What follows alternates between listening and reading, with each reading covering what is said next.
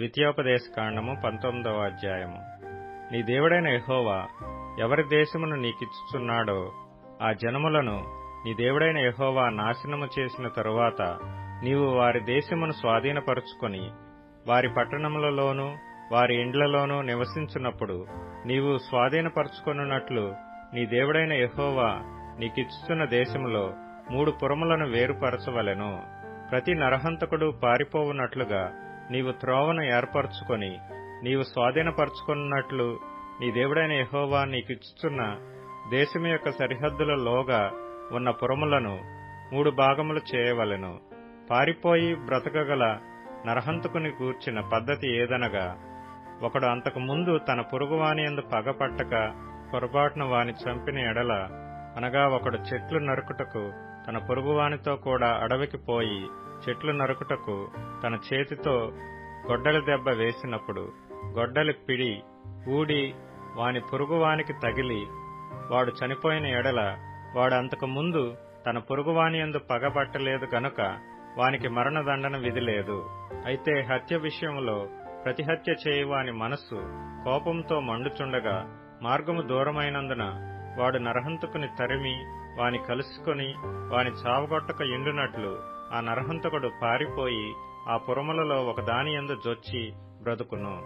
అందుచేతను 3 పురములను నీకు ఏర్పరచవలనని నేను నీకు ఆజ్ఞాపించుచున్నాను.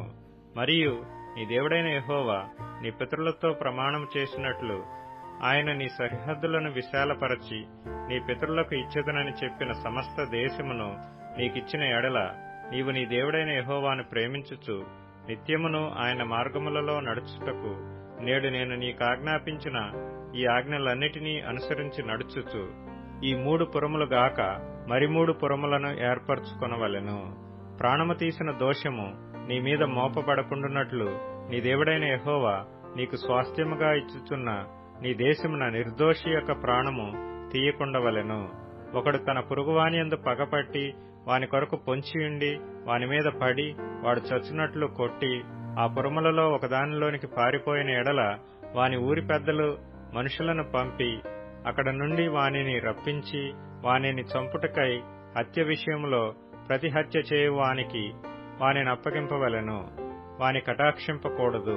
నీకు మేలు కలుగునట్లు ఇశ్రాయేలీల మధ్య నుండి నిర్దోషి ప్రాణ విషయమైన దోషమును పరిహరింపవలెను.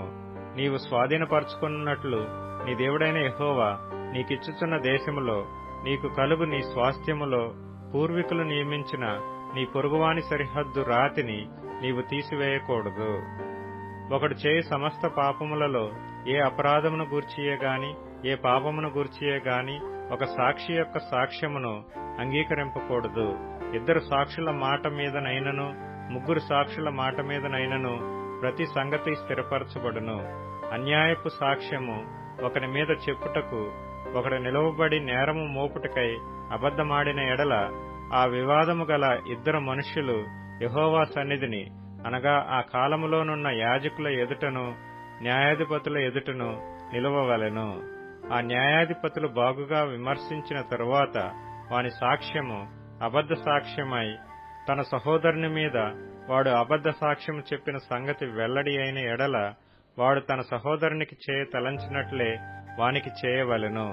అట్లు మీ మధ్య నుండి ఆ చెడుతనమును పరిహరించుదురు.